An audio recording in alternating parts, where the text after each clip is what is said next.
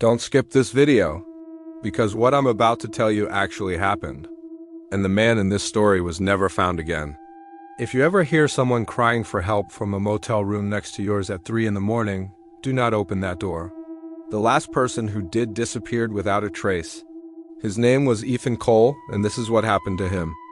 Ethan was 27, a software engineer driving alone from California to Texas. It was a long, boring trip he'd done many times before. But that night, something felt different. It was 1:47 a.m. The rain was pouring heavily and the highway stretched endlessly into the darkness. There were no gas stations, no lights, just Ethan and the sound of rain hitting the windshield. Tap, tap, tap. It felt calming at first, but slowly it started to feel like something else, like someone was knocking on the glass. He checked his phone, weak signal. Google Maps struggled to load until finally one place appeared. Sunset Pines Motel, rating 2.1 stars. A few reviews popped up. Don't stay here.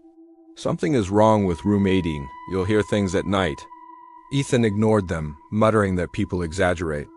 That decision would cost him everything. He arrived 15 minutes later. The neon sign flickered violently. Sunset Pines Motel. One letter kept turning off and on, struggling. The parking lot was almost empty. Only 3 cars, covered in dust as if they hadn't moved in days. Or longer. Ethan stepped out. The air felt unnaturally cold for summer. He felt as if the entire place was watching him. Inside, a bell rang. An old man appeared from the back. His movements were slow, his skin almost gray, and his eyes never blinked. The man reached under the counter and pulled out a rusted metal key. Room 17. He leaned forward, tightening his grip on it. If you hear anything tonight, don't come outside, he warned. Ethan smiled it off, but heard a whisper as he left. They always opened the wrong door. The hallway was dimly lit with a strange humming in the air.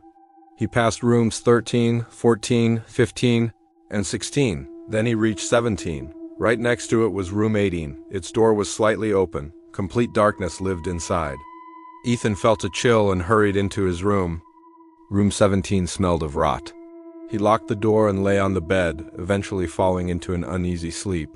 3:12 a.m., his eyes snapped open. The room was too silent, then he heard it. A dragging sound right outside his door, skirt, pause, skirt, then a voice, soft and broken. Help me, please. It came from room 18. He remembered the warning, but the voice sounded so real. He stood up, his hand touching the freezing cold handle. He opened it. The hallway was darker now. Room 18's door was wider, moving as if someone had just entered. Ethan looked inside. The room was empty. No furniture, no bed. Just walls covered in dozens of names carved into the wood. And there, fresh and clear, was his own name, Ethan. He stepped back, whispering, "No, no." A whisper came from right behind him. You saw it. He turned, but the hallway was gone. There was only darkness. A tall, thin figure stepped from the corner. Its limbs were twisted, its face a stretched, smiling shape.